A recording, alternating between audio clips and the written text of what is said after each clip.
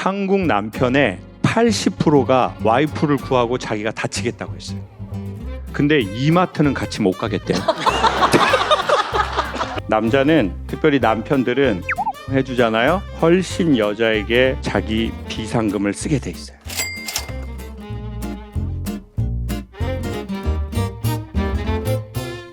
결혼 29년이 되어 갑니다. 남편의 뒤통수만 봐도 귀엽습니다. 그런데 대화가 되지 않아 공허함이 있어요.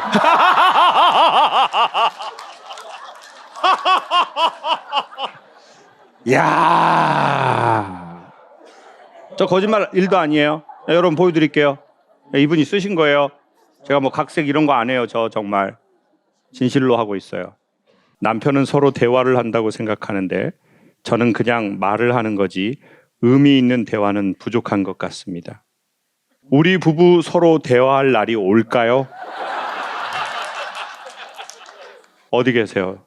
이 드라마보다 더 드라마처럼 사시는 분. 아, 근데 이게 말이 너무 반전이 있잖아요. 뒤통수만 봐도 귀여운데 대화는 되지 않는다. 이게 어떤 의미예요? 저는 어쨌건 귀엽거든요. 저희 남편 귀여워요. 지금도 귀엽습니다. 아, 지금도 귀여워. 네, 근데 대화를 이제 하다 보면 저는 그냥 일상적인 말은 서로 하긴 하는데, 뭐 앞으로 어떻게 살 것인가. 지금 29년이나 살았는데 계속 또 지금 30년 살았는데 또 살 것인가요? 아니 뭐 노년을 준비를 어떻게 할 것인가 뭐 이런 거 조금 진지하게 좀 했으면 좋겠다라는 소망이 있습니다. 결혼하게 된 중요한 요인이 뭐예요? 귀여웠던 거? 얼굴이 질서가 있었고. 이건 이제 농담이고 이렇게 말수가 별로 없는데 저는 상대적으로 말하는 걸 너무 좋아해서 제 이야기를 너무 잘 들어줘서 너무 매력적이다 생각했습니다. 그러면 만약에 예를 들어서 선택의 기회를 드린다면 지금 남편 똑같아요. 근데 얼굴이 좀 그렇게 귀엽지도 않고 좀 얼굴이 내가 솔직히 마음에 안 들어. 근데 대화가 막 잘 돼. 그 남편이 있고 같은 남편인데 아니면 지금 남편 얼굴도 외모도 딱 준수하고 몸매 관리도 잘하고 근데 좀 대화는 되지 않아서 나는 마음이 좀 허해. 선생님은 어떻게 하시고 싶어요? 무조건 대화 잘 되는 사람이 좋습니다. 지금 불편한 거는 없는데 굉장히 자상한데 네, 왠지 마음이 공허합니다. 조금 찬바람이 부는 것 같은. 네, 그냥 대화는 조금 많이 부족한 것 같아요. 근데 제가 보기에 지금 선생님이 원하시는 게 한국 남자 입장에서 가장 마지막 산인 것 같아요. 한국 남자들은 실제 조사를 했대요. 아내를 위해서 자동차에 뛰어들고 아내를 구하고 본인이 좀 크게 다친다고 해도 그렇게 할 것이냐. 한국 남편의 80%가 와이프를 구하고 자기가 다치겠다고 했어요. 근데 이마트는 같이 못 가겠대요. 차라리 이마트 가느니 차에 한번 뛰어들겠대. 그리고 1년 동안 이마트 안 가기. 그리고 나 사랑해 이런 거 물어보지 않기. 자기야 나 사랑해. 자기야 나 사랑해. 자기야 만약에 자기 어머니하고 나하고 바다에 빠졌어. 왜 이렇게 바다에 빠지는 거예요 여자들이? 요런 거. 그래서 여성들은 이렇게 말하죠. 나는 큰 걸 바란 게 아니다. 나는 그냥 주말에 남편하고 같이 마트 같은데 굳이 명품관 안 가도 그게 무슨 의미냐. 뭐 이렇게 과일 고르고 자기는 어때? 뭐 먹고 싶어? 그러면 그리고 이제 남편도 난 뭐 이거 먹고 싶지. 뭐 이렇게 얘기하고 농담하고 뭐 그런 소소한 거. 그런 걸 나는 원하지 뭐 명품 사달라고 하는 그런 여자가 아니다. 여자분들 맞아요? 네, 맞아요. 차라리 명품을 사달라고 해라.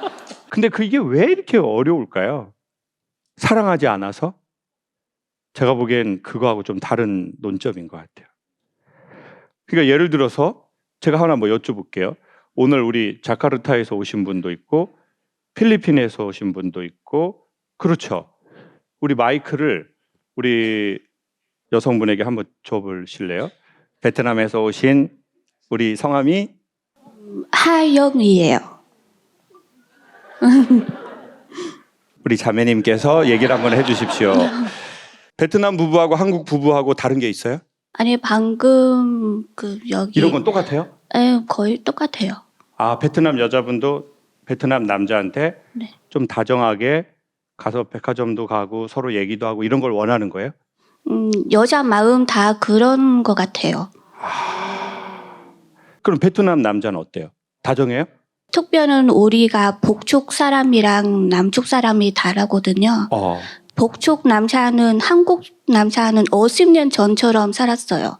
완전 집에서 남편이 하늘 여자가 좀 거기 밑에. 저 이사 갈 수 있어요?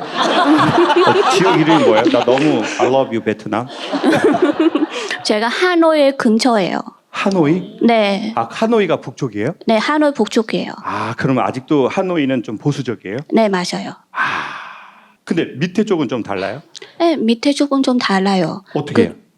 부부 안에는 남편이랑 와이프는 좀 비슷해? 다정해요? 네. 남쪽 남자들은 다정해요. 네, 맞아요. 그럼 선생님은 지금 하노이 출신인데 네. 북쪽 고 남자들을 하고 결혼하고 싶어요? 남쪽 남자하고 결혼하고 싶어요? 저는 남쪽 남자랑 결혼하고 싶어요. 그래요. 자, 들으셨죠? 우리 자매님 얘기. 왜 북쪽 남자들이 케바케지만 상대적으로 보수적이 됐겠어요? 베트남 같은 경우에. 왜? 아버지에게서 그 언어를 상속받았거든요. 맞아요. 그 아버지는 또 아버지에게. 그 아버지는 또 주변 친구들에게. 그러니까 그 언어를 계속 들은 거야. 그러니까 물들어 버린 거죠. 그래서 언어가 바뀌기가 쉽지가 않아요. 그래서 웬만하면 결혼하기 전이라면 언어값이 좋은 사람하고 남자든 여자든 결혼하는 것을 저는 추천을 하고 있습니다. 진짜 여러분 결혼하기 전에 좀 이 강연을 많이 봐요, 정말. 그리고 결혼 또 할 때도 좀 보고 해요, 진짜. 제발 좀 다 보고 하라 말이에요. 보고. 왜냐하면 이건 삶이니까. 그리고 제가 보기에 그래서 인간은 어떤 언어를 자꾸 들었느냐가 너무 중요한 것 같아요. 여기서 말하는 언어는 뭐 베트남어, 영어, 일본어 이런 말이 아니라 사람이 사람에 대한 태도, 사람이 사람에 대한 자세 이런 게 실제 언어거든요. 뭐 사투리, 외국어 이런 게 언어가 아니라 그거는 그냥 문자고, 네. 그냥 진짜 언어라는 것은 햇빛, 바람, 어떤 물을 먹고 자랐나, 어떤 바람 속에서 살았나, 뭐 이런 거. 남편분 한번 마이크 바꿔주시죠. 선생님은 아내분이 이런 마음이 있다는 건 좀 알고 계셨습니까? 네, 알고 있었습니다. 근데 선생님의 아버지는 선생님 어머니에게 다정하셨습니까? 아니요. 그런 모습은 못 보고 자랐던 것 같아요. 봐봐요. 한 번도 본 적 없는 언어를 하는 것은 그냥 제가 갑자기 베트남에 떨어져 가지고 그분들 말 듣는 거하고 똑같은 거예요. 제가 갑자기 인도네시아 자카르타에 떨어져 가지고 그분들 하는 언어를 듣는 거랑 똑같은 거예요. 내가 무슨 말인지 잘 모르겠어. 그러니까 제가 선생님이 이름 얘기하는데 아예 적지를 못하잖아요. 저 이름을 이게 발음을 어떻게 하는지를 귀가 안 들리는 거예요. 모르는 거예요. 근데 우리는 이걸 사랑으로 자꾸 생각해버려요. 네가 날 사랑하지 않으니까 내 이름을 못 적는 거야. 이건 근데 사랑의 개념이 아니죠. 그 언어를 들어보지 않아서 귀가 안 들리는 거죠. 아버지하고 어머니는 아버지가 좀 성실하셨지만 무심할 수 있잖아요. 네, 맞습니다. 그러면서 그걸 보면서 선생님은 어떤 생각이 드셨어요? 아니면 어떻게 해야 되겠다 뭐 이런 거. 좀 어려워져가지고 아버지랑 대화도 잘 안 되고 그래서 이제 아이들한테는 좀 다정한 아빠가 돼주고 싶다라는 생각은 했었어요. 결혼하면 내가 어떤 남편이 되겠다 이런 생각도 혹시 있으셨어요 그때? 그때 좀 화목하고 다정한 그런 가정을 이루고 싶다. 아, 네. 가족끼리 이렇게 같이 잘 어울리고. 근데 선생님 말을 조금만 빨리 해주실 수가 있을까요? 제가 지금 많이 외로워지거든요. 제가 지금 약간 소외당하는 느낌도 나고 선생님이 되게 좋으신 분이라는 건 알지만 좀 뭔가 제가 아내분 마음이 어떤 건지 좀 이해를 하겠어요. 그래서 뭐라고 말을 못 하겠어요. 좋은 사람인 것 같아가지고. 아내분 맞죠? 이 사람이 너무 좋은 사람이고 너무 진실한 사람이고 너무 앞뒤가 똑같은 사람이라서 내가 말은 할 수 없지만 뭔가 모르는 느껴버렸어. 저는 느껴버렸어. 저 지금 3분인데도 느껴버렸잖아요. 근데 너무 말을 못 하겠는 거야. 너무 좋은 사람이니까. 아, 알겠어요. 근데 어떻게 보면 여성분들이 크게 바라지 않는다라고 말하는 게 아까 말한 대로 남자들 입장에서는 생물학적으로도 가장 어렵고 두 번째는 어려서부터 배우지 못한, 들어보지 못한 언어를 하는 거라서 어마어마하게 낯선 거예요. 진짜로. 그렇지만 희망은 있어요. 그게 뭐죠? 하노이에서 오신 우리 선생님이 저분은 분이 희망이에요. 왜 희망이에요? 내가 태어나서 거의 19살, 20살까지 내 언어가 완벽하게 구축됐는데 새로운 언어를 배워버렸잖아요. 왜요? 의지가 있었으니까. 그래서 인간은 변하지는 않는데 희망이 딱 하나 있는데 인간은 물든대요. 그래서 오늘 같은 말은 한 번 듣는다고 물들지는 않는데요. 그러니까 김창옥 TV 구독과 좋아요를 눌러야 돼요. 지금 구독 안 하고 보는 사람들이 나 진짜. 근데 이게 왜 중요하냐? 제가 작업하는 영상이랑 사진을 그리고 이제 전시회를 좀 소개를 하고 싶으니까 이거를 좀 거의 1년 전부터 내가 좀 소개를 해야지 하고 이제 인스타를 시작을 했어요. 그래서 제가 거기에 팔로잉을 해요. 전에는 팔로잉을 아무도 안 했어요. 그게 간지라고 생각을 한 겉멋이 들은 거예요. 차, 나는 아무도 팔로잉 하지 않아. 사람들이 10만 명이나 있지.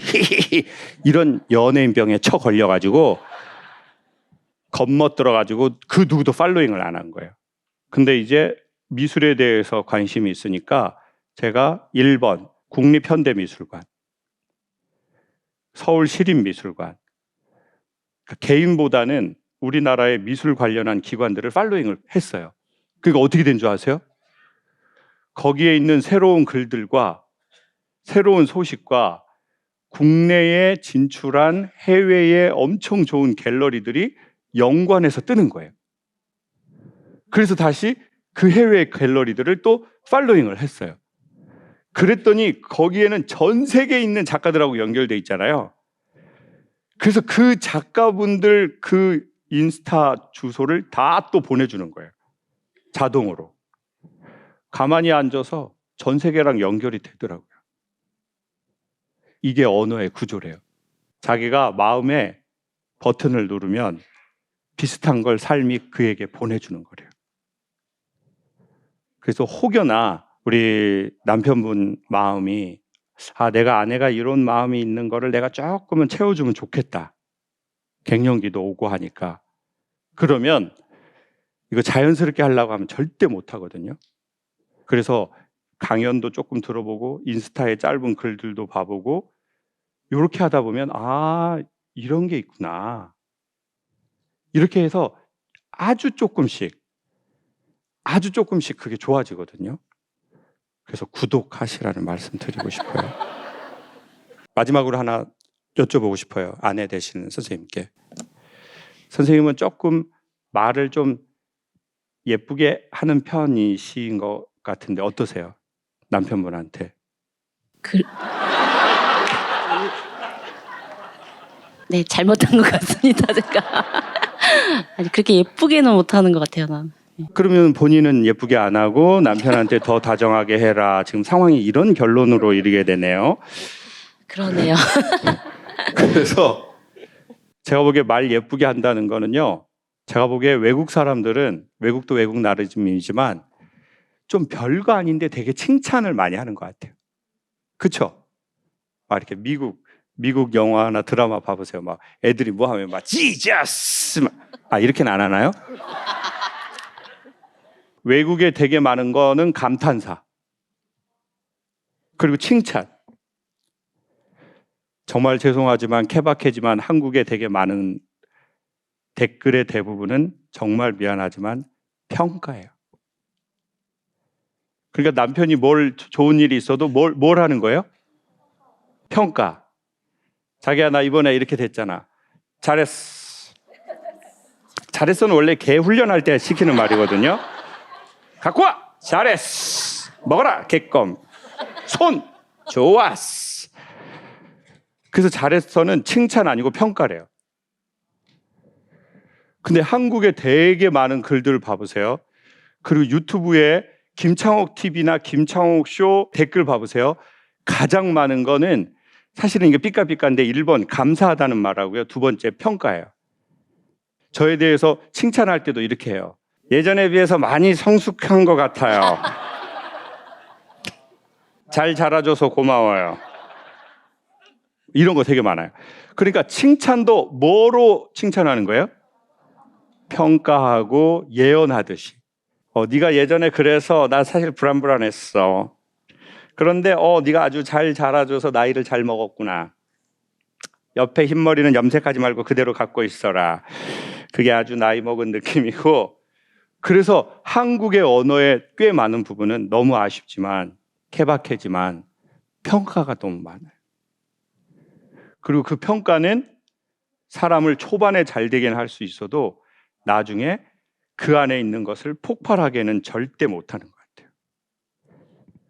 그래서 조금 우리에게 제가 보기에 특별히 남녀 관계나 부부 관계에서 특별히 남자가 되게 딱 그거 받으면 딱 터지는 거는 인정이라고 추천드릴게요.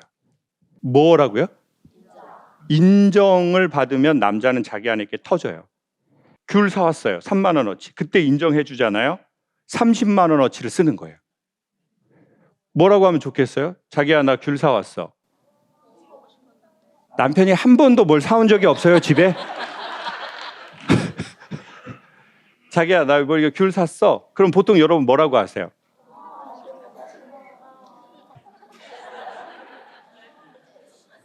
잘 먹을게. 잘 먹을게. 이거는 서로 따로 자는 사람들이 하는 말인데 거기에서 칭찬은 이런 거래요.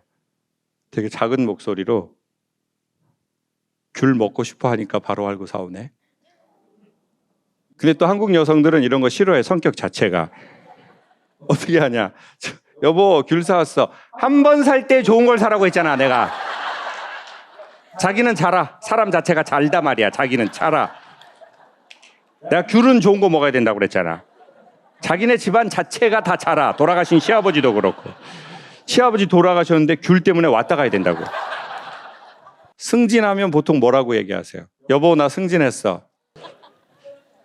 그럴 줄 알았어. 그럴 줄 알았어.